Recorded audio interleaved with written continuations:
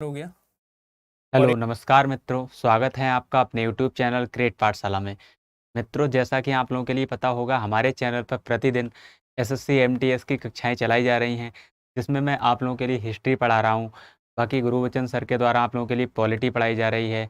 उसके अलावा विजय सर आप लोगों के लिए मैथ पढ़ा रहे हैं। तो अगर आप लोगों ने अभी तक हमारे चैनल को सब्सक्राइब नहीं किया है तो आप लोग एक बार चैनल के लिए सब्सक्राइब कर लें और बाकी जो कक्षाएँ चल रही हैं उनका लाभ लेते रहें। तो मित्रों, मैं आप लोगों के लिए थोड़े पीछे लेके चलता हूँ कि जो पिछली कक्षाएं हैं उनमें मैंने आप लोगों के लिए हिस्ट्री में क्या क्या टॉपिक करा दिए हैं। तो सबसे पहले जैसे बात करें सिंधु घाटी सभ्यता, मैंने आपके लिए हिस्ट्री में जो पहला लेक्चर कराया था उसका नाम था सिंधु घाटी सभ्यता। इसके दो पार्ट कराए हैं आप लोगों के लिए, पार्ट 1 और पार्ट 2। इसके बाद में रिलेट करते हुए टॉपिकों को हम लोग चले हैं। तो इसके बाद में जब हम पहुँचते हैं जैन धर्म पर। जैन धर्म के बाद में हम लोगों ने जो टॉपिक पढ़ा था उसका नाम था बौद्ध धर्म। और बौद्ध धर्म के बाद जो अगला टॉपिक हमने पढ़ा था वो पढ़ा था महाजनपद काल। महाजनपद काल के बाद में अगला जो टॉपिक पढ़ा है वो हमने पढ़ा है मगध साम्राज्य का उदय। तो मगध साम्राज्य के उदय में हम लोग 3 वंशों की चर्चा कर चुके हैं, ठीक है, जिनमें पहला वंश कौन सा था, हमारा हर्यक वंश। हर्यक वंश के बाद में आता है शिशुनाग वंश और शिशुनाग वंश के बाद में आता है नंद वंश। आप लोगों के लिए पता होगा नंद वंश का जो अंतिम शासक था वो कौन था, घनानंद। अब जो घनानंद की मृत्यु है, ठीक है, या फिर हत्या है, वो किसके द्वारा कर दी जाती है, कौटिल्य के इशारे पर चंद्रगुप्त मौर्य कर देते हैं। और वहीं से ये जो नंद वंश है इसका पतन हो जाता है और एक नए वंश की शुरुआत होती है जिसके लिए हम लोग बोलते हैं मौर्य वंश। तो आज की कक्षा का जो हमारा टॉपिक रहने वाला है मित्रों, वो रहने वाला है मौर्य वंश।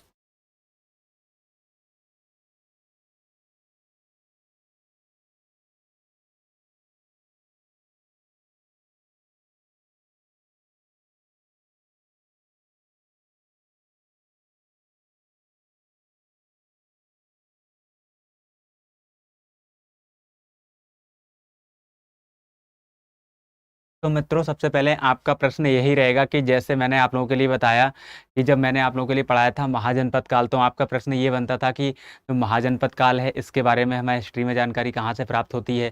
तो आप लोगों का जो उत्तर आया था वो आया था कि महाजनपद काल के बारे में जो जानकारी है हमें, वो जैन साहित्य और फिर बौद्ध साहित्य, ठीक है, अंगुत्तर निकाय हो गए बौद्ध धर्म का, या फिर भगवती सूत्र हो गया जैन धर्म का, इनसे बारे में हमें जानकारी प्राप्त होती है। या फिर अगर हम बात करें मगध साम्राज्य के उदय की, तो हमें क्या है, जैसे महाभारत हो गया या पुराण हो गए, तो इनसे हमें मगध साम्राज्य के बारे में जानकारी प्राप्त होती है। आगे जो हमारी बात चलेगी वो मौर्य वंश के बारे में चलेगी। तो आप लोगों का प्रश्न सीधे सीधे यही बनेगा कि सर जो मौर्य वंश है इसके बारे में हमें इतिहास की जो जानकारी है वो कहाँ से प्राप्त होती है। तो मैं आप लोगों के लिए बताना चाहता हूँ कि इसके जो सोर्स हैं, ठीक है, मौर्य वंश के, अगर मैं आप लोगों से सोर्स की बात करूँ, सोर्स की बात करूं कि आखिर कौन कौन से सोर्स ऐसे हैं जो हमें बताते हैं कि प्राचीन में मौर्य राजवंश हुआ करता था, ठीक है। तो कुछ पुस्तकें हैं, उनके नाम आप लोगों के लिए याद रखने होंगे। और सीधे सीधे स्टैटिक जीके के रूप में आपसे ये पुस्तकें पूछ लेता है कि जो पुस्तकें हैं, ठीक है, इनके रचयिता कौन है। तो ये जो पुस्तकें लिखी गई हैं इन्हीं से हमें पता लगता है कि प्राचीन में मौर्य राजवंश हुआ करता था। जैसे आप लोगों के लिए पता होगा कि जो इंडिका पुस्तक है वो किसके द्वारा लिखी गई है। तो आप लोगों ने स्टैटिक जीके में पढ़ रखा होगा कि जो इंडिका पुस्तक है वो मेगस्थनीज के द्वारा लिखी गई है। तो एक तो हमारी हो गई इंडिका पुस्तक, ठीक है, जिसे मेगस्थनीज ने लिखा है। अभी आगे बताएंगे मेगस्थनीज के बारे में कि मेगस्थनीज कौन था और फिर भारत क्यों आता है, ठीक है। एक तो हमें इंडिका पुस्तक के बारे से पता चलता है मौर्य प्रशासन के बारे में, ठीक है, जिसके लिए मेगस्थनीज के द्वारा लिखा गया है, ठीक है। आगे हम बात करते हैं अर्थशास्त्र, ठीक है, बहुत ही ज़्यादा इंपॉर्टेंट पुस्तक है। सीधे सीधे आपसे पूछता है कि जो अर्थशास्त्र पुस्तक है वो किसके द्वारा लिखी गई है। अब ये जो अर्थशास्त्र पुस्तक है, ठीक है, ये मौर्य प्रशासन के बारे में हमें जानकारी देती है, जिसके लिए कौटिल्य के द्वारा लिखा गया है, ठीक है, जिसके लिए विष्णुगुप्त या कौटिल्य के द्वारा लिखा गया है। ये चंद्रगुप्त मौर्य का प्रधानमंत्री होता है, इसी के लिए गद्दी पर बैठालता है। तो कौटिल्य या इन्हीं का नाम है विष्णुगुप्त। विष्णुगुप्त या कौटिल्य के द्वारा अर्थशास्त्र नामक पुस्तक लिखी गई है। इन दोनों की दोनों पुस्तकों से ही हमें मौर्य वंश के बारे में जानकारी प्राप्त होती है। इसके अलावा भी कुछ पुस्तकें होंगी, ठीक है, जैसे आप लोगों के लिए पता होगा कि महाभाष्य जो पुस्तक है वो किसके द्वारा लिखी गई है, पंतजलि के द्वारा लिखी गई है। या फिर आगे अगर बात करें, ठीक है, जैसे पुस्तक हो गई कथा सरित,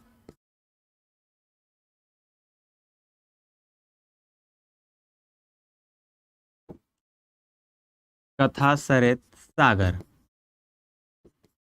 अगर कथा सरित सागर पुस्तक की बात करें तो इसके लिए सोमदेव के द्वारा लिखा गया है। एक और पुस्तक आती है जिसका नाम है बृहत कथा मंजरी। बृहत कथा मंजरी, ये जो पुस्तक है वो क्षेमेंद्र के द्वारा लिखी गई है। ठीक है, बृहत कथा मंजरी पुस्तक ये किसके द्वारा लिखी गई है? क्षेमेंद्र के द्वारा लिखी गई है। तो ये कुछ पुस्तकें ऐसी हैं जिन्हें हमें, ठीक है, मौर्य वंश के बारे में जानकारी हमें प्रदान कराती हैं। तो आपसे सीधे सीधे पूछ लेगा कि जो इंडिका पुस्तक है किसके द्वारा लिखी गई है, तो आपका उत्तर होगा मेगास्थनीज के द्वारा लिखी गई है। आप लोगों से पूछ लिया जाए कि अर्थशास्त्र जो पुस्तक है वो किसके द्वारा लिखी गई है, तो आप लोगों का उत्तर सीधा सा होगा कौटिल्य विष्णुगुप्त के द्वारा लिखी गई है। अगला क्वेश्चन आपसे पूछे जा सकता है कि जो महाभाष्य पुस्तक है वो किसके द्वारा लिखी गई है, तो आप लोगों का उत्तर सीधा सा होगा पतंजलि के द्वारा लिखी गई है। आगे बात करें कथा सरित सागर पुस्तक ये किसके द्वारा लिखी गई है, तो आपका उत्तर होगा सोमदेव के द्वारा लिखी गई है। अगली है पुस्तक बृहत कथा मंजरी, ये किसके द्वारा लिखी गई है?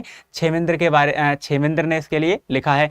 ये सारी की सारी पुस्तकें ऐसे हैं, ठीक है, जो हमें मौर्य प्रशासन के बारे में या फिर मौर्य साम्राज्य के बारे में जानकारी देती हैं। ठीक है, ये कुछ सोर्स हो गए।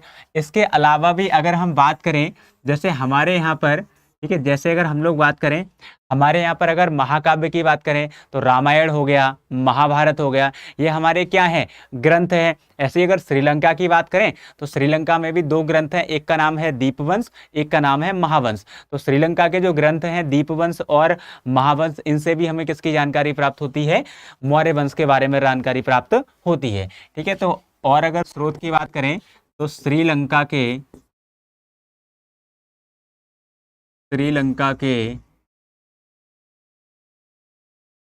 ग्रंथ दीपवंश और महावंश से मौर्य साम्राज्य के बारे में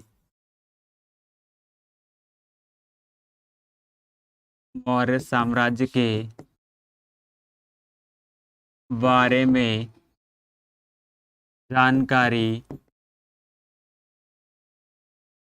प्राप्त होती है। ठीक है, तो मैंने ये बताया कि श्रीलंका के जो ग्रंथ हैं या फिर महाकाव्य हो गए कौन से? दीपवंश और महावंश, इनसे भी हमें किसके बारे में जानकारी प्राप्त होती है? तो आपका उत्तर आएगा मौर्य वंश के बारे में जानकारी हमें प्राप्त होती है। अब जो मौर्य वंश का जो संस्थापक है, ठीक है, वो कौन है? चंद्रगुप्त मौर्य। तो हम लोगों के लिए इसके बारे में ही पढ़ना है, स्पेशली चंद्रगुप्त मौर्य। ठीक है, तो हमारा जो पहला पॉइंट होगा वो क्या होगा? फाउंडर। फाउंडर का मतलब क्या हो गया? संस्थापक। ठीक है, फाउंडर मतलब क्या है? संस्थापक।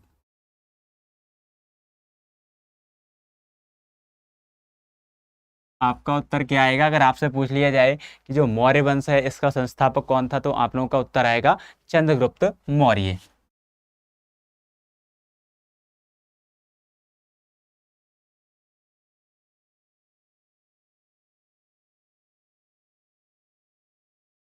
इनका जो टाइम है 322 ईसा पूर्व से लेकर 298 ईसा पूर्व का जो टाइम पीरियड है वो किसका माना जाता है? चंद्रगुप्त मौर्य का टाइम पीरियड माना जाता है। ये तो हम लोगों के लिए पढ़ना है चंद्रगुप्त मौर्य के बारे में। जहां आप लोगों ने पढ़ा होगा कि जो मगध साम्राज्य थे उन पे जो वंशों ने शासन किया है, नंद वंशों के लिए छोड़ दें, तो अधिकतर यही माना जाता है कि सारे के सारे जो वंश रहे हैं वो सामान्यतः क्षत्रिय वंश से रिलेटेड रहे हैं। ठीक है, लेकिन चंद्रगुप्त मौर्य के बारे में ये बताया जाता है कि जो ब्राह्मण ग्रंथ हैं उनसे हमें ये पता लगता है कि जो चंद्रगुप्त मौर्य है, ठीक है, वो एक शूद्र जाति का था। ठीक है, शूद्र जाति का मतलब था कि इसकी माता शूद्र जाति से रिलेटेड थी। ठीक है, उसने इसके लिए छोड़ दिया था और किसी कारणवश इस पे जो नज़र है वो कौटिल्य की विष्णुगुप्त की पड़ जाती है, फिर कौटिल्य की पड़ जाती है। वो इसके लिए ले जाते हैं, ठीक है, और घनानंद की हत्या करा के जो राज्य है, ठीक है, मौर्य साम्राज्य, उस पर किसके लिए बैठा देते हैं? चंद्रगुप्त मौर्य के लिए बैठाल देते हैं। ठीक है, तो अगर आपसे बात की जाए कि ब्राह्मण ग्रंथों से, तो ब्राह्मण ग्रंथों से हमें पता लगता है कि जो चंद्रगुप्त मौर्य है वो कौन सी जाति से संबंधित था, शूद्र जाति से संबंधित था।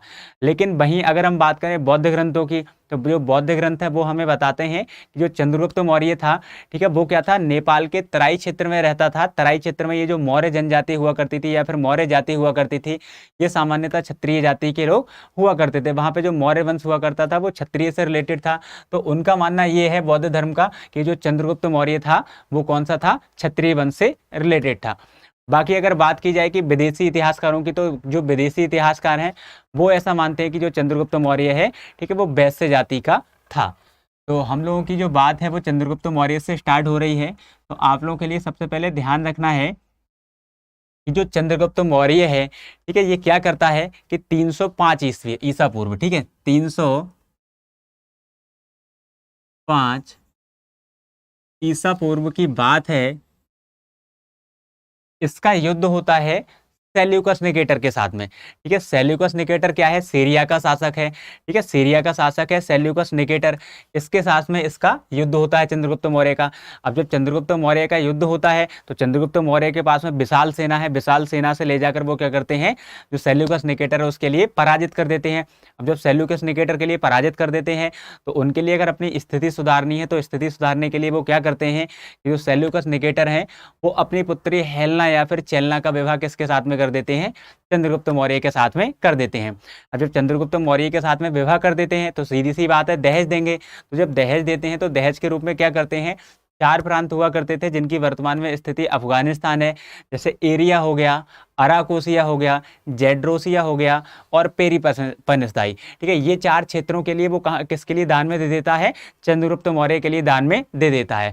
अब जब चंद्रगुप्त मौर्य के लिए दहेज मिलता है तो उसके लिए लगता है कि कहीं ऐसा ना हो इतिहास में मेरे बारे में कुछ ये जो सेल्यूकस निकेटर है वो उल्टा सीधा लिखवा दे। तो वो क्या करता है, बदले में सेल्यूकस निकेटर के लिए 500 हाथी भेज देता है।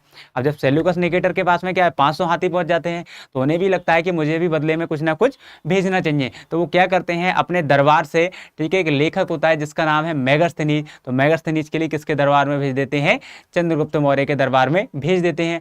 अब जब चंद्रगुप्त मौर्य के लिए भारत में भेजा जाता है तो ये बहुत ज़्यादा अपने राजा से गुस्सा हुआ होता है कि उसके लिए कहाँ भेज दिया जाता है।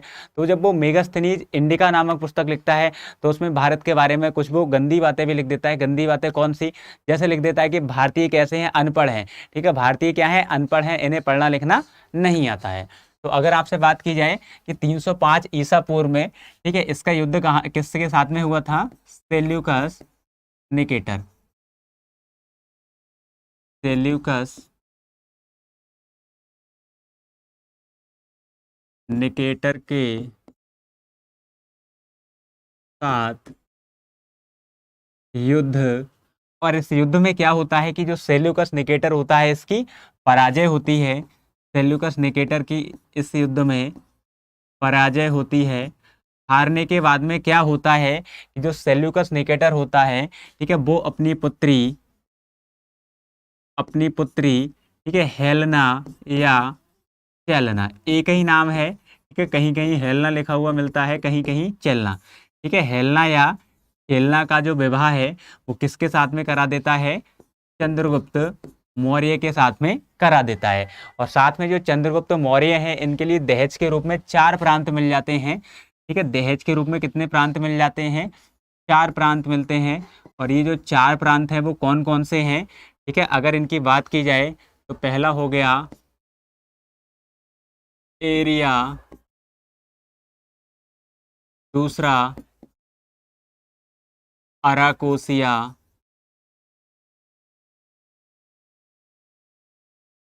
तीसरा हो गया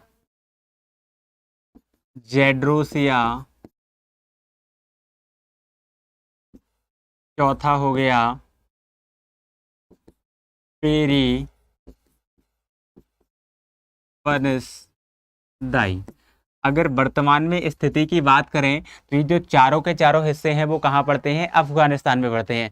तो इस प्रकार हम कह सकते हैं कि एक पहला ऐसा विवाह था जो अंतर्राष्ट्रीय था। अंतर्राष्ट्रीय का मतलब था किसी दूसरे राष्ट्र के साथ में ये विवाह संपन्न हो रहा था। ठीक है, इनकी जो वर्तमान में स्थिति है चारों प्रांतों की, वो वर्तमान में कहाँ पड़ती है, अफगानिस्तान वाला एरिया पड़ेगा। तो ये तो हमारी बात किसकी हो गई, चंद्रगुप्त मौर्य की बात। अच्छा, एक बात मैं और आप लोगों के लिए बताना चाहता हूँ, जो चंद्रगुप्त मौर्य है, किसी के लिए पता ही नहीं था कि ये बातें चंद्रगुप्त मौर्य की चल रही हैं। तो जैसे कुछ इतिहासकार हो गए, इतिहासकारों की अगर बात करूं मैं आप लोगों से, जैसे स्ट्रेबो, ठीक है, स्ट्रेबो था, इसने क्या करा है कि जो चंद्रगुप्त मौर्य हैं, ठीक है, इनका जो नाम बताया था वो क्या बताया था, सेंड्रोकुटस। अपने जो भी उसने पुस्तक लिखी है उसमें बताया है कि जो चंद्रगुप्त मौर्य था, ठीक है, इसका नाम क्या था, सेंड्रोकुटस था।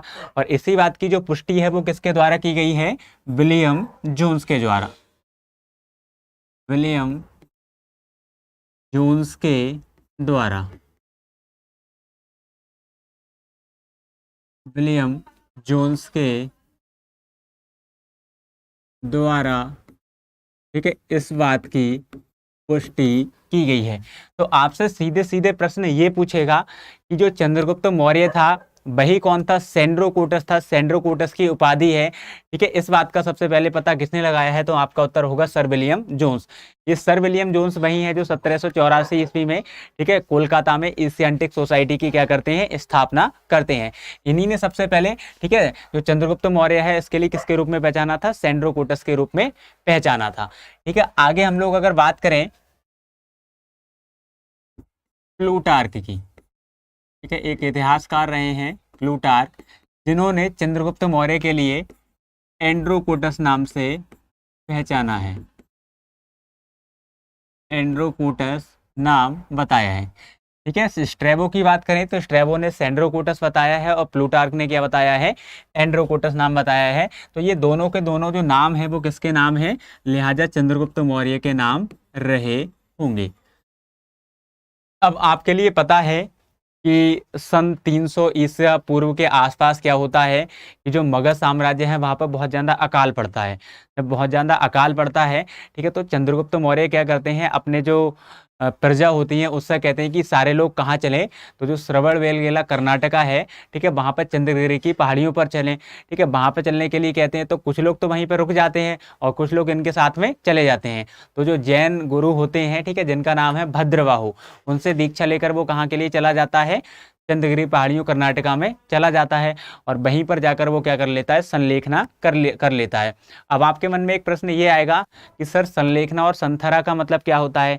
तो संलेखना और सांथरा जैन धर्म में ऐसी प्रथाएं होती हैं जिनमें क्या होता है, अगर व्यक्ति मृत्यु के नजदीक पहुंचता है तो वो क्या करता है, अन्न त्याग कर देता है और गुरु के समीप बैठकर ही क्या करता है, अपने लिए मोक्ष की प्राप्ति कर लेता है, मतलब शरीर का क्या कर देता है, त्याग कर देता है, मृत्यु का त्याग कर देता है। तो इसी के लिए बोलते हैं संथरा और संलेखना। तो आपसे सीधे सीधे पूछा जा सकता है जो चंद्रगुप्त मौर्य है, ठीक है, इसने संलेखना कब किया था, तो आपका उत्तर आएगा 298 ईसा पूर्व, ठीक है। तो लिख दे रहे हैं अगला पॉइंट, 298 ईसा पूर्व में इसने श्रवण बेलगोला, कहाँ पड़ता है, कर्नाटका में, संलेखना कर लिया, ठीक है। तो यहाँ से ये जो कहानी है वो चंद्रगुप्त मौर्य की क्या होती है, समाप्त हो जाती है। चंद्रगुप्त मौर्य क्या करते हैं, 298 ईसा पूर्व में श्रवणबेलगोला कर्नाटका में संलेखना और संथरा कर लेते हैं। अब इनके बाद में जो गद्दी पर बैठेगा वो उनका पुत्र है और उस पुत्र का नाम क्या है, बिंदुसार। आप लोगों के लिए कंफ्यूजन में बिल्कुल भी नहीं रहना है, ठीक है, ये बिंदुसार है, ठीक है, ये क्या है, बिंदुसार है, जबकि हर्यक वंश का जो संस्थापक था वो कौन था, बिंबिसार, ठीक है। तो ये क्या है, बिंदुसार है। इसके अगर टाइम पीरियड की बात कर लें तो 298 ईसा पूर्व से लेकर 273 ईसा पूर्व का समय है, ठीक है। मौर्य शासन में वो किसके अंतर्गत जाना जाएगा, बिंदुसार के रूप में जाना जाएगा, ठीक है। तो बिंदुसार के रूप में सबसे पहले हम इसकी उपाधि की बात कर लें, तो अगर उपाधि की बात करें तो सिंह सेन हो गया, अमित्र घात हो गया या अमित्र केटस हो गया, ये सारी की सारी उपाधियां किसकी हैं?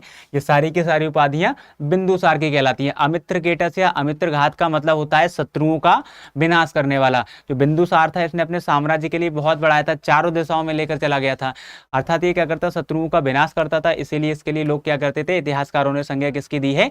अमित्र केटस की संज्ञा दी है। तो पहला हमारा सबसे पहला पॉइंट होगा वो ये हो जाएगा उपनाम या फिर उपाधि। तो उपाधि की बात करें तो इनकी जो उपाधि हुआ करती थी उसके लिए क्या बोलते हैं? सिंहसेन।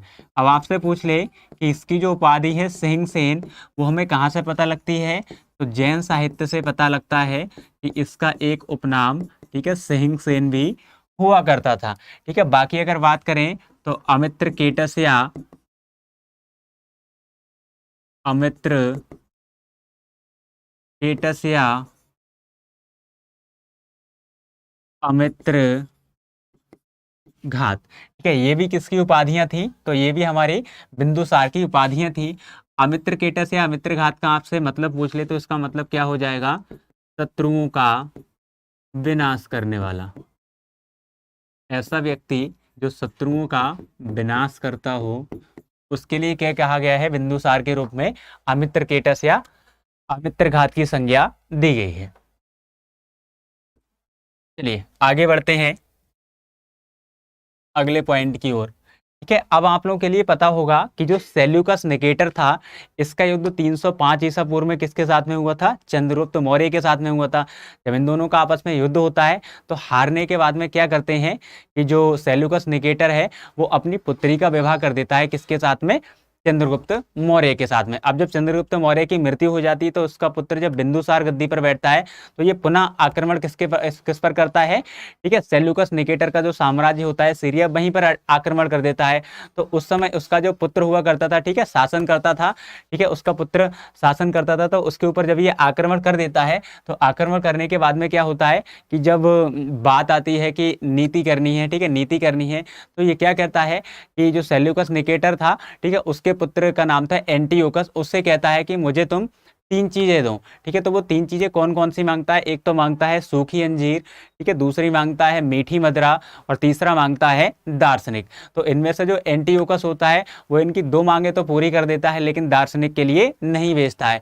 लेकिन ये बात हो जाती है कि वो क्या करता है, अपने दरबार में किसके लिए भेज देता है? अपने दरबार से एक लेखक होता है जिसका नाम है डाईमेकस, डाईमेकस के लिए बिंदुसार के दरबार में भेज देता है। तो अगला जो हमारा पॉइंट है वो क्या हो जाएगा? इसका युद्ध किसके साथ में हुआ था? युद्ध की बात करें तो सेल्यूकस निकेटर के पुत्र सेल्यूकस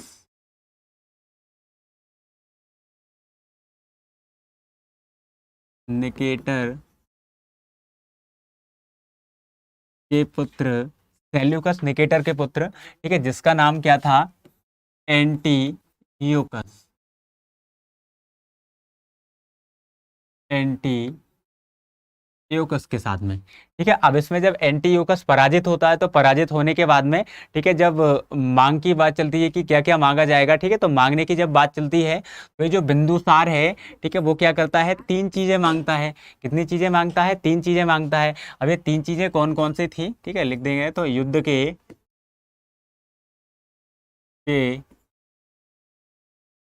बाद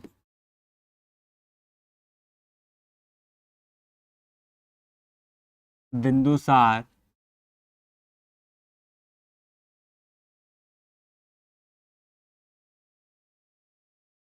एंटीयोकस से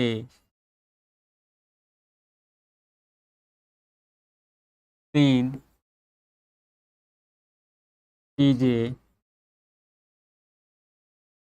मांगता है। अब ये 3 चीजें हमारी कौन कौन सी थी? ठीक है, 3 चीजों की अगर बात कर लें तो पहली थी हमारी मीठी अंजीर, मीठी अंजीर। दूसरा था मीठी मदिरा। इसके लिए मीठी अंजीर की जगह सूखी अंजीर कर लेना, अंजीर रहने देना, सूखी अंजीर दूसरा है मीठी मदिरा, और तीसरा है एक दार्शनिक। अब दार्शनिक क्यों मांग रहा है? दार्शनिक इसीलिए मांग रहा है क्योंकि उन्हें अपने साम्राज्य का विस्तार करवाना है, लिखवाना है, तो किसके द्वारा लिखाया जाएगा? कि दार्शनिक के बारे में लिखाया जाएगा। अब इनमें से क्या होता है, इनकी जो दो मांगे हैं, सूखी अंजीर वाली और मीठी मदिरा वाली, ये तो पूरी कर दी जाती हैं, लेकिन ये जो एंटीओकस होता है वो इनकी दूसरे जो तीसरी वाली मांग होता है इसके लिए अस्वीकार कर देता है। अस्वीकार करने का मतलब ये है कि वो दार्शनिक इनके लिए नहीं देता है। ठीक है, ये तो बात यहाँ तक की हो गई। इसके बाद में अब क्या होता है, ये जो बिंदुसार है, ये जो बिंदुसार है, ठीक है, इसके कुल पुत्रों की संख्या है 101। अब बहुत ही ज़्यादा इंटरेस्टिंग कहानी होने वाली है। ये जो बिंदुसार है, इसके इतिहास में माना गया है कि कुल पुत्रों की संख्या कितनी है? 101। अब इसके 101 जो पुत्र होते हैं, उनमें से सबसे अच्छा जो इसका पुत्र होता है उसका नाम है सुसीम। उसमें से सबसे अच्छा जो पुत्र है वो कौन है? सुसीम। सबसे अच्छा पुत्र कौन है इसका? सुसीम। और इसके प्रधानमंत्री हुआ करते थे, इसके प्रधानमंत्री हुआ करते थे,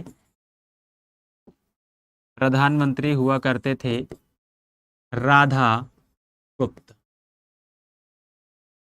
जैसे आप लोग के लिए पता होगा, चंद्रगुप्त मौर्य का जब शासनकाल चल रहा था तो उस समय प्रधानमंत्री का जो पद था वो किसके लिए दिया गया था? चाणक्य के लिए दिया गया था। तो चंद्रगुप्त मृत्यु के बाद में क्या होता है, इनके जो प्रधानमंत्री का पद होता है वो बिंदुसार किसके लिए दे देता है? राधा गुप्त के लिए दे देता है।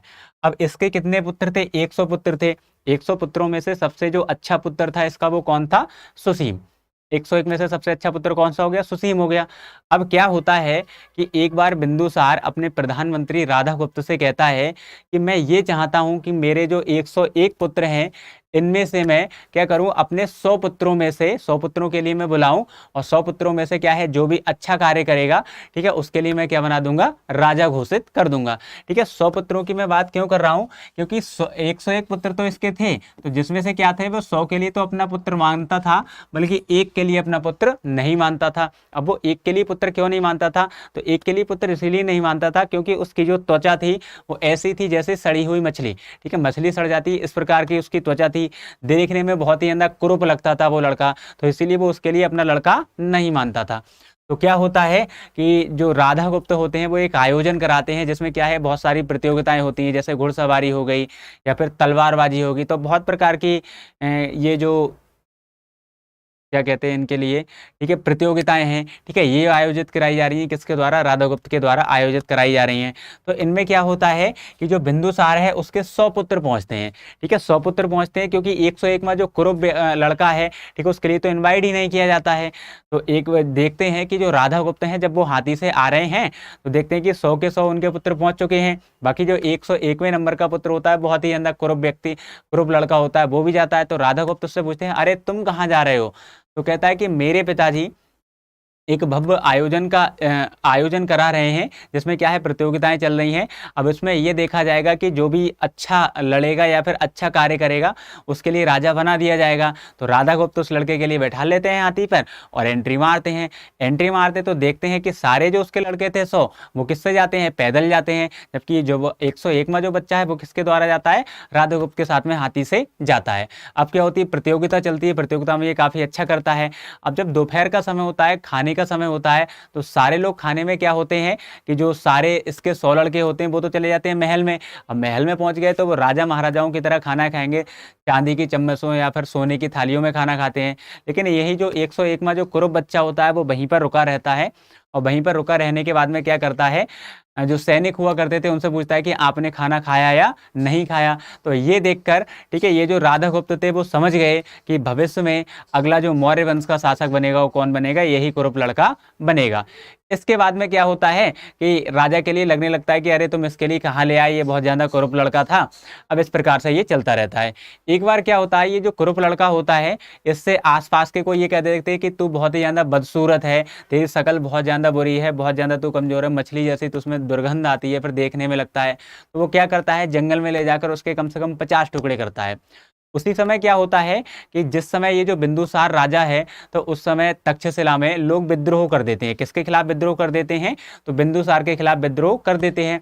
अब बिंदुसार का सबसे अच्छा जो पुत्र है वो कौन है? सुसीम है। तो सीधी सी बात है, वो सुसीम के लिए तो वहां नहीं भेजना चाहेगा, क्योंकि अगर वो सुसीम के लिए वहां भेज देता तो सीधी सी बात है, अगर कहीं पे जनता उसके लिए मार देती तो उसका जो उत्तराधिकारी है वो कौन होता? क्योंकि वो तो उत्तराधिकारी किसके लिए बनाना चाह रहा है? सुसीम के लिए बनाना चाह रहा है। अब क्या होता है कि वो आदेश देता है, किसके लिए आदेश देता है? भाई कुरूप लड़के के लिए, कि तुम जाओ, और कहाँ जाना है तुम्हारे लिए? तुम्हें जाना है तक्षशिला में, विद्रोह के लिए दबाना है। और विद्रोह के लिए दबाने के लिए वो सैनिक तो देता है, लेकिन सैनिकों के लिए कोई हथियार नहीं देता है, क्योंकि वो तो पहले ही समझता है बिंदुसार कि हमारा ये लड़का क्या हो जाए? मारा जाए। जब ये वहां पर पहुंचता है तक्षशिला में, तो ये अपने सैनिकों से आदेश दिलवाता है कि जितने सारे के सारे लोग हैं नगर में, वो नगर में चुपचाप बैठे रहे। अगर किसी ने भी विद्रोह करने की कोशिश की, उसके कम से कम 50-50 टुकड़े कर दिए जाएंगे। तो लोग सोचते हैं कि अरे ये तो बहुत फेंक रहा है, बहुत फेंक रहा है, तो लोग निकलने लगते हैं। वो दोबारा से अनाउंसमेंट यही लिखवाता है कि मैं खाली हाथ आऊंगा, और खाली हाथ आऊंगा, अगर किसी के लिए मैंने नगर में देख लिया अत्याचार करते हुए, तो मैं उसके 50 टुकड़े कर दूंगा।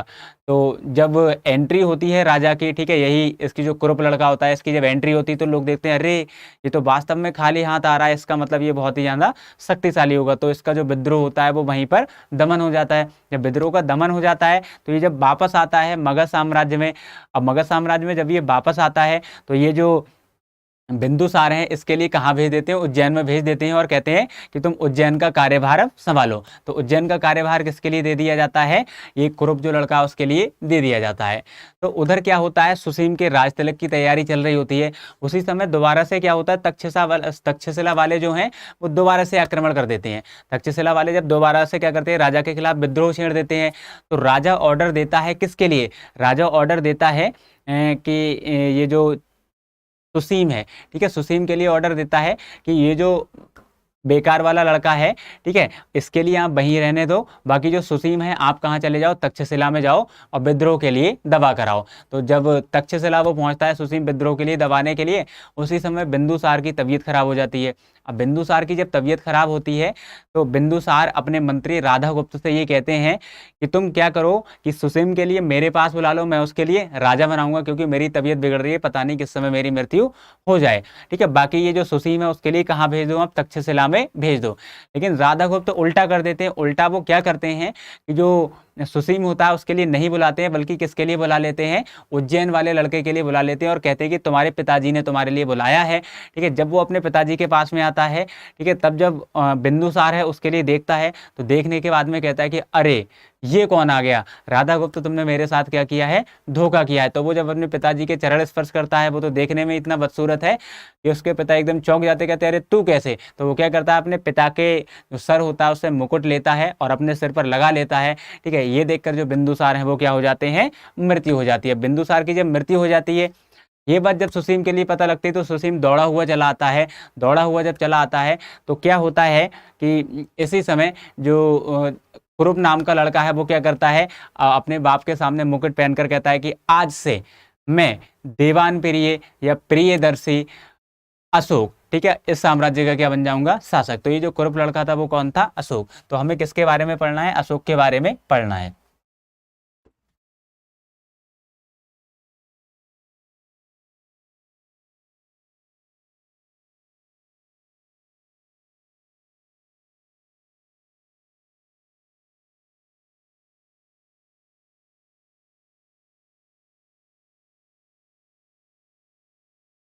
चलिए,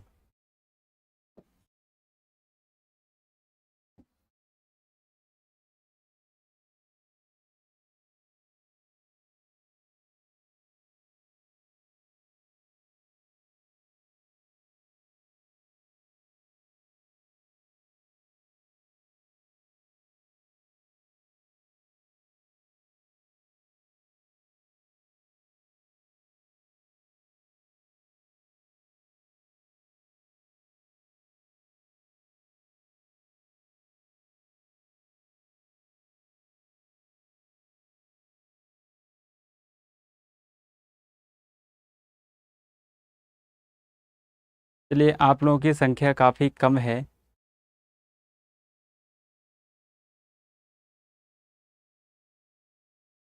अब हम लोग बात स्टार्ट करते हैं अशोक के बारे में। तो सीधी सी बात है, सबसे पहले आते हैं हम लोग उपाधियों पर कि जो अशोक है इसके लिए कौन कौन सी उपाधि प्राप्त थी। तो आप लोगों का उत्तर क्या आएगा, उपाधि में जब ये राजा बना था तो इसने कौन कौन सी उपाधि धारण की थी। देवान प्रिय, देवान प्रिय का मतलब होता है देवों का प्रिय, या फिर प्रियदर्शी, प्रियदर्शी। और इसकी जो तीसरी उपाधि है वो इसका क्या है, नाम है, और इसका नाम क्या है, अशोक। ठीक है, इसका जो अशोक है इसका नाम अशोक था। इसके बारे में आपसे पूछ लिया जाए कि इसकी जानकारी हमें कहाँ से प्राप्त होती है, तो आप लोगों का उत्तर आएगा, ठीक है, अशोक के ही क्या है, 3 अभिलेख हैं और इन अभिलेखों के नाम क्या हैं। एक तो हो गया गुर्जरा अभिलेख, गुर्जरा अभिलेख जो कहाँ से प्राप्त हुआ है, मध्य प्रदेश से प्राप्त हुआ है।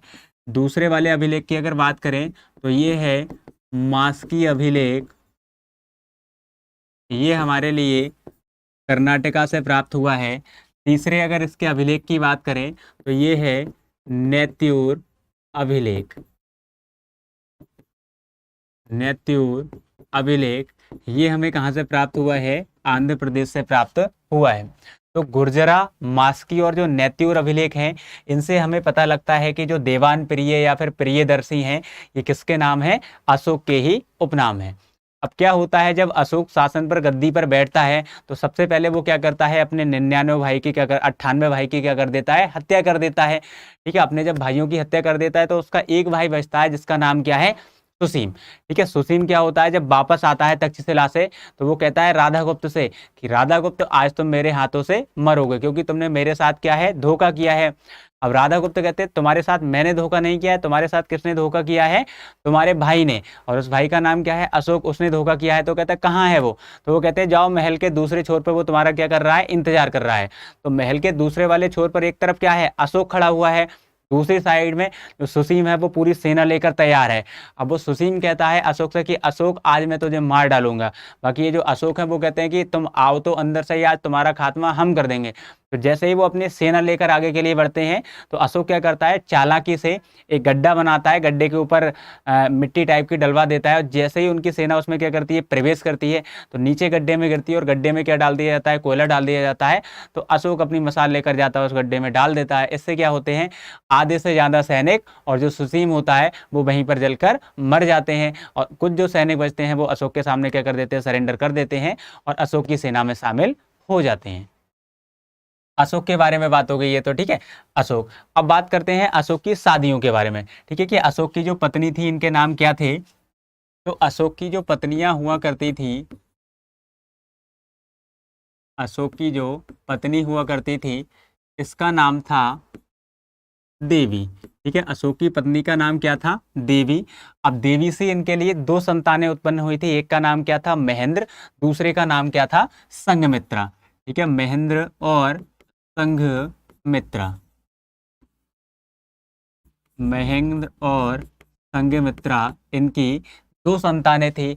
और इन दोनों संतानों के लिए ही अशोक ने बौद्ध धर्म के प्रचार और प्रसार के लिए कहाँ भेजा था, श्रीलंका भेजा था। ठीक है, बौद्ध धर्म के प्रचार प्रसार के लिए इन दोनों संतानों के लिए श्रीलंका में भेजा था।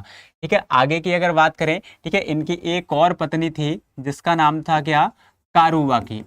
अशोक की अगर प्रिय पत्नी का नाम पूछ लिया जाए तो वो यही थी, इसका नाम क्या था, कारुबाकी। ठीक है, कारुबाकी की भी 2 संतानें थी, एक का नाम क्या था, तीवर,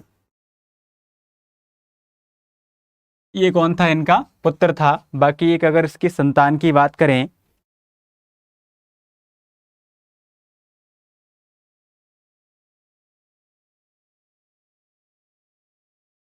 क्या संतान इनकी कौन थी, दूसरी वाली, चारुमती।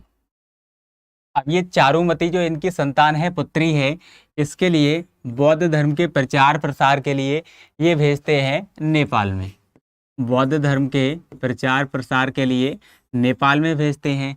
अब यहीं पर क्या होता है, नेपाल के उस समय राजा हुआ करते थे जिनका नाम है देवपाल, जिनका नाम है देवपाल।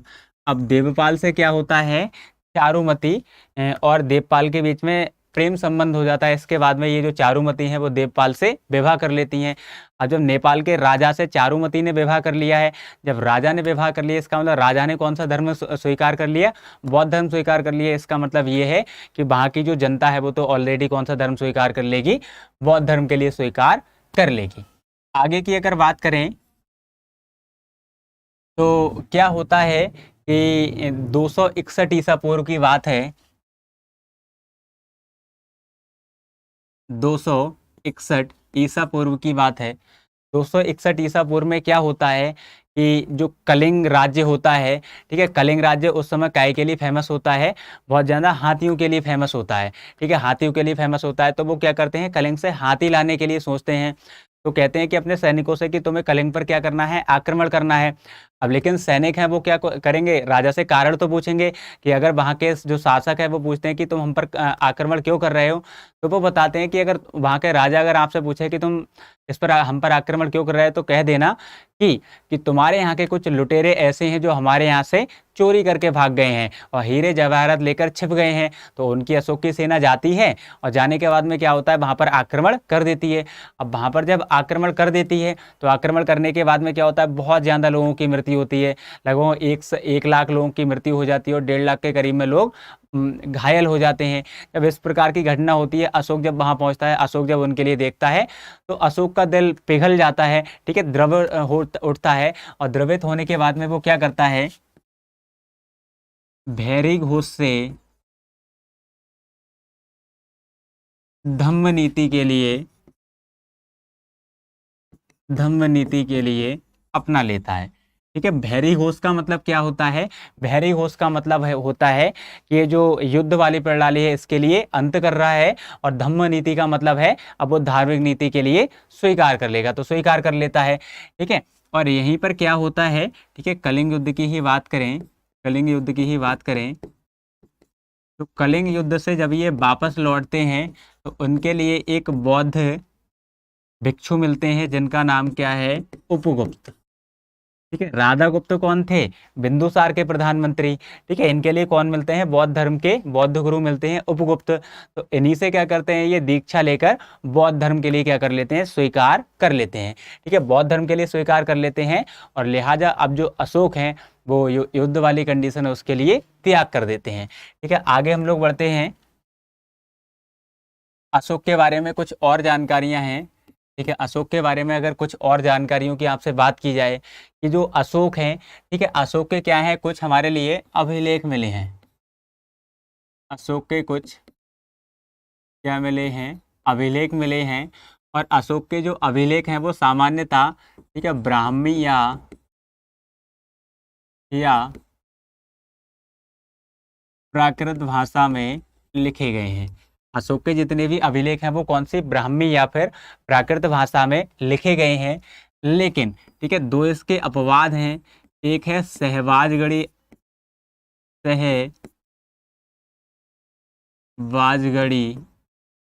और दूसरा है मानसहरा अभिलेख। ठीक है, ये दोनों जो अभिलेख हैं वो कौन सी लिपि में लिखे गए हैं, तो ये दोनों लिखे गए हैं खरोष्टी लिपि में। ये दोनों के दोनों अशोक के ऐसे अभिलेख हैं जो खरोष्टी लिपि में लिखे गए हैं। वर्तमान में इसकी स्थिति अगर आप लोगों से पूछ ली जाए तो आप लोगों का जो उत्तर होगा वो क्या होगा, पाकिस्तान। पाकिस्तान के हजारा, ठीक है, हजारा और ठीक है, पाकिस्तान के हजारा जिले में ये क्या है, वर्तमान में पड़ते हैं। सहवाजगढ़ी और मानसहरा वर्तमान में इसकी स्थिति क्या है, पाकिस्तान में।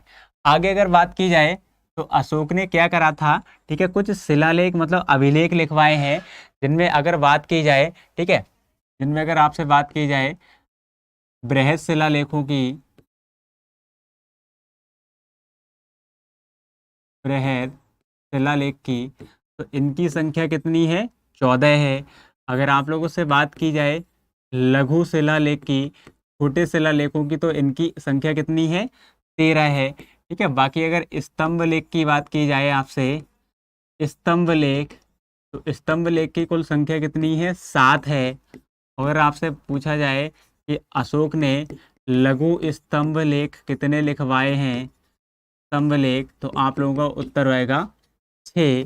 बाकी अगर बात करें गुहा लेख, गुहालेख का मतलब है कि जो गुफाएं होती हैं उनमें क्या है, अशोक ने स्क्रिप्ट तैयार करवाई है, तो उनके लिए बोलते हैं गुहालेख। और ये कहाँ पड़ती हैं, बिहार में। ठीक है, आजीपक संप्रदाय के लिए बराबर की जो पहाड़ियाँ थी वहाँ पर बनवाई हैं। तो ये क्या हो गए, अशोक के शिलालेख हो गए। अब अशोक के अगर शिलालेख की बात करें तो इनमें जो सबसे इम्पोर्टेंट अशोक का शिलालेख आता है वो कौन से नंबर का आता है, 13वां शिलालेख।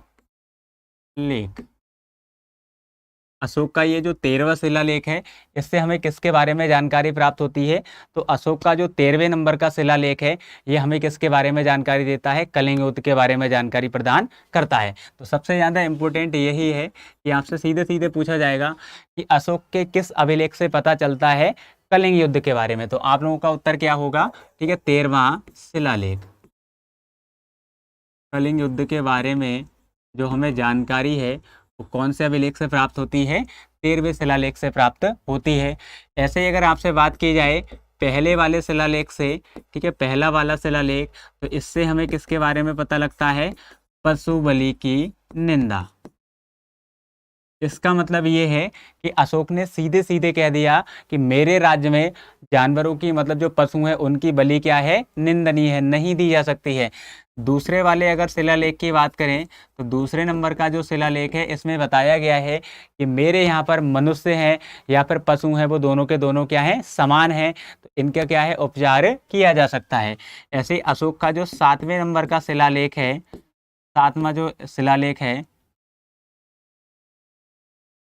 पशुओं के उपचार की बात की गई है। 7वें वाले में क्या है,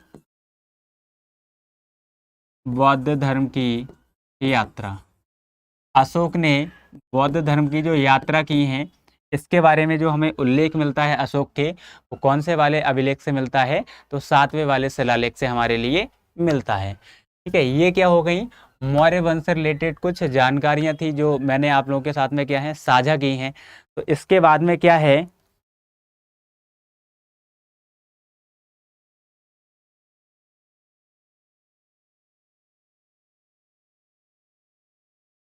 इसके बाद में अगर मैं आप लोगों से बात करूं, ठीक है, अशोक का अगला पुत्र होता है, ठीक है, जिसका नाम क्या है, कुणाल। अशोक का पुत्र जिसका नाम क्या है, कुणाल है, वो क्या करता है, अशोक के बाद में मौर्य राजवंश से शासन करता है। इसके बाद में क्या है, कुछ अयोग्य शासक हुए हैं, और अंतिम नंबर का जो मौर्य वंश में शासक रहता है इसका नाम क्या है, बृहदत्त। ठीक है, बृहदत्त क्या रहता है, इस वंश का अंतिम शासक रहता है। तो मौर्य वंश जो है वो यहीं पर आप लोगों का समाप्त होता है। मौर्य वंश से रिलेटेड जितने भी प्रश्न हैं एसएससी के एग्जाम में आप लोगों से पूछे गए हैं उनके लिए मैंने समावेश किया है, आप लोग उनके उत्तर देने का प्रयास कीजिए। चलिए, अगर प्रश्नों की बात करें, ठीक है, तो पहला आप लोगों के सामने प्रश्न लिखा हुआ है कि निम्न में से मगध साम्राज्य पर शासन करने वाले वंशों का क्रम बताइए। ठीक है, पहला ऑप्शन दिया हुआ है नंद वंश, दूसरा है हर्यक वंश, तीसरा है शिशुनाग, चौथा कौन सा है, मौर्य। तो आप लोगों के लिए पता होगा सबसे पहले जो शासन किया है वो किसने किया है, हर्यक वंश, जिसके लिए हम लोग बोलते थे पितृहंता वंश। इसके बाद में दूसरे नंबर पर जो शासन करता है वो कौन सा वंश करता है, शिशुनाग वंश। तो शिशुनाग कौन से नंबर पर लिखा हुआ है, तीसरे नंबर पर। इसके बाद में क्या आता है, नंद वंश आता है जो कि पहले पर दिया हुआ है। और सबसे बाद में जो शासन करता है वो अभी पढ़ा है हम लोगों ने, कौन सा, मौर्य राजवंश। ठीक है, तो जो शासन का क्रम है वो क्या हो जाएगा, 2 3 1 4। एसएससी 2011 में ये प्रश्न आप लोगों से पूछा गया है। आगे बढ़ते हैं प्रश्न नंबर 2 की ओर। प्रश्न नंबर 2 आपसे कह रहा है कि चंद्रगुप्त मौर्य ने अपने अंतिम दिन कहाँ गुजारे थे। तो आप लोगों ने अगर क्लास देखी होगी तो आप लोग इसका जवाब बताइए कि दूसरे वाले प्रश्न का सही उत्तर क्या होगा। चलिए, दूसरे वाले प्रश्न का उत्तर दीजिए आप लोग।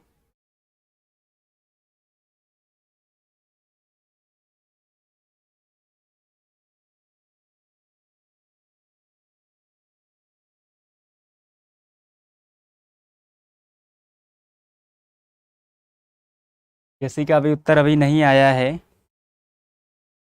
चलिए, मैं आप लोगों के लिए बता दे रहा हूँ चंद्रगुप्त मौर्य ने, ठीक है, जब इनकी मृत्यु नजदीक आई थी तो श्रवणबेलगोला कर्नाटकों में ये क्या करते हैं, संलेखना कर लेते हैं।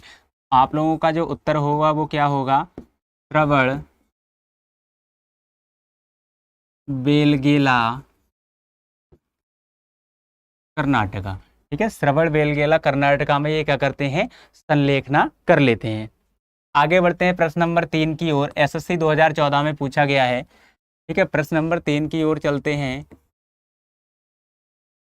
प्रश्न नंबर 3 आपसे कह रहा है कि देवान प्रिय के नाम से कौन विख्यात है। तो आप लोगों का उत्तर क्या आएगा, अशोक। ठीक है, देवान प्रिय हो गए, प्रियदर्शी हो गया, ये सारे के सारे नाम किसके हैं, अशोक के ही नाम है। आगे बढ़ते हैं प्रश्न नंबर 4 की ओर। एसएससी 2013 में आप लोगों से पूछा गया है कि इंडिका पुस्तक किसके द्वारा लिखी गई है। अगर इंडिका पुस्तक की बात करें तो आप लोगों के लिए पता होगा, इंडिका जो पुस्तक है वो मेगस्थनीज के द्वारा लिखी गई है। मेगस्थनीज के द्वारा इंडिका नामक पुस्तक लिखी गई है। आगे बढ़ रहे हैं प्रश्न नंबर 5 की ओर। प्रश्न नंबर 5 आपसे कह रहा है कि अशोक ने किस बौद्ध साधु से प्रेरित होकर बौद्ध धर्म को ग्रहण किया था। तो आप लोगों के लिए पता होगा, कलिंग युद्ध के बाद में जो अशोक था उसका मन द्रवित हो उठा था। तो उसके बाद में क्या होता है, वो बौद्ध गुरु उपगुप्त से मिलते हैं जो उनके लिए बौद्ध धर्म की शिक्षा देते हैं, और अशोक क्या करता है, बौद्ध धर्म के लिए स्वीकार कर लेता है। तो आपका जो उत्तर है वो क्या हो जाएगा, उपगुप्त। उपगुप्त। आगे बढ़ते हैं प्रश्न नंबर 6 की ओर। प्रश्न नंबर 6 की ओर अगर आप लोगों से बात करें तो आप लोगों से पूछा गया है, अर्थशास्त्र के लेखक किसके समकालीन थे। एसएससी 2014 में आप लोगों से पूछा गया है, समकालीन का मतलब है एक ही समय का। हाँ, बिल्कुल सही उत्तर आ रहे हैं स्टडी पॉइंट के।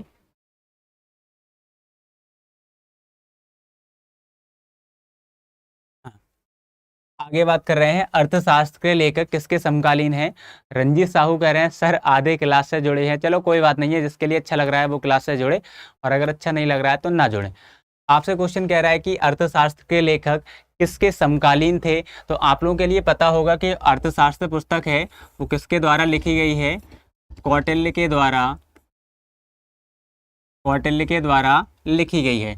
और ये जो कौटिल्य था वो किसके दरबार में प्रधानमंत्री था। तो आप लोगों का उत्तर आएगा चंद्रगुप्त मौर्य। ठीक है, चंद्रगुप्त चंद्रगुप्त मौर्य। तो आपके जो प्रश्न है उसका उत्तर क्या हो जाएगा, चंद्रगुप्त मौर्य।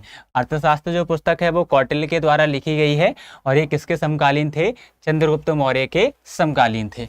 आगे बढ़ रहे हैं प्रश्न नंबर 7 की ओर। प्रश्न नंबर 7 आपसे कह रहा है, किस प्रसिद्ध शासक को शिलालेखों का जनक कहा जाता है। तो अभी मैंने आप लोगों के लिए बताया है कि अशोक ने 43 से भी ज़्यादा अशोक के क्या हैं, शिलालेख मिले हैं, जिनमें क्या हो गए, 14 शिलालेख हो गए, बाकी 13 लघु शिलालेख हैं, 7 क्या हैं, स्तंभ लेख मिले हैं, 6 लघु स्तंभ लेख मिले हैं, 3 क्या है मिले हैं हमारे लिए, 3 मिले हैं हमारे लिए गुहालेख। तो शिलालेखों का जो जनक है वो किसके लिए कहा जाता है, अशोक के लिए कहा जाता है, अशोक के लिए कहा जाता है। और सबसे जो इम्पोर्टेंट अभिलेख है वो कौन से नंबर का है, 13वां। ठीक है, 13वां शिलालेख इम्पोर्टेंट है। क्यों इम्पोर्टेंट है, क्योंकि इसमें किसका वर्णन है, कलिंग युद्ध का वर्णन किया गया है। आगे बढ़ रहे हैं प्रश्न नंबर 8 की ओर। प्रश्न नंबर 8 आपसे कह रहा है, कथा सरित सागर पुस्तक किसके द्वारा लिखी गई है। तो स्टार्टिंग में ही मैंने बताई है कि जो कथा सरित सागर पुस्तक है इससे हमें मौर्य वंश के बारे में जानकारी प्राप्त होती है, और इसके लिए सोमदेव के द्वारा लिखा गया है। तो हमारा जो उत्तर है वो क्या हो जाएगा, सोमदेव। सोमदेव के द्वारा कथा सरित सागर नामक पुस्तक लिखी गई है। आगे बढ़ रहे हैं प्रश्न नंबर 9 की ओर। प्रश्न नंबर 9 आप लोगों से पूछ रहा है कि अशोक के कौन से अभिलेख से गौतम बुद्ध के जीवन के बारे में जानकारी प्राप्त होती है। तो ये जो शिलालेख है इन्हीं में से एक है अशोक का रुम्मनदेही अभिलेख, जो कि हमें कहाँ से प्राप्त हुआ है, नेपाल के तराई क्षेत्र से प्राप्त हुआ है। इससे हमें पता होता है, ज्ञात होता है कि जो गौतम बुद्ध थे इनका जन्म लुम्बिनी नामक स्थान पर हुआ था। काफ़ी इंपॉर्टेंट प्रश्न है। तो आपके जो प्रश्न है उसका जवाब क्या हो जाएगा, रुम्मनदेही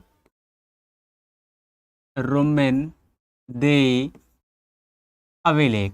अशोक का रुम्मनदेही अभिलेख कहाँ मिला है? नेपाल के तराई क्षेत्र में मिला है। इससे ज्ञात होता है कि जो गौतम बुद्ध हैं इनका जन्म नेपाल के लुम्बिनी नामक स्थान पर हुआ था। आगे बढ़ते हैं, आज की कक्षा का अंतिम प्रश्न, क्वेश्चन नंबर 10। ठीक है, कलिंग युद्ध अशोक के शासनकाल के कौन से वर्ष लड़ा गया था? तो आप लोगों के लिए पता होगा कि जो अशोक ने कलिंग युद्ध लड़ा था वो 261 ईसा पूर्व लड़ा था। अब जो अशोक था, बिंदुसार की अगर बात करें तो जो बिंदुसार की मृत्यु है वो कब हो जाती है? 273 ईसा पूर्व में हो जाती है। लेकिन इसके बाद में क्या होता है? गृह युद्ध चलता है। अब वो गृह युद्ध क्यों चलता है? गद्दी के लिए। जो 101 हैं, 101 पुत्र हैं बिंदुसार के, ये सारे आपस में लड़ते हैं, किसके लिए? गद्दी के लिए लड़ते हैं। तो 4 साल तो लगभग में क्या चलता रहता है? गृह युद्ध चलता है। 4 सालों तक गृह युद्ध चलता है। और गृह युद्ध के बाद में क्या होता है?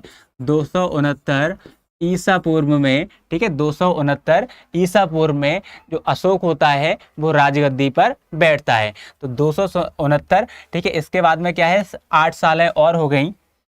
तो 8वें वर्ष क्या हो जाएगा? 8वें वर्ष जो अशोक है वो कौन सा युद्ध लड़ता है? कलिंग युद्ध लड़ता है।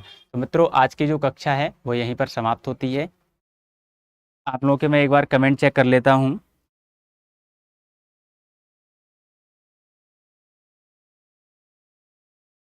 बिल्कुल सही उत्तर आए हैं आप लोगों के। चलिए, आप लोगों के अगर कोई भी डाउट हो तो आप लोग कमेंट बॉक्स के माध्यम से पूछ सकते हैं। धन्यवाद।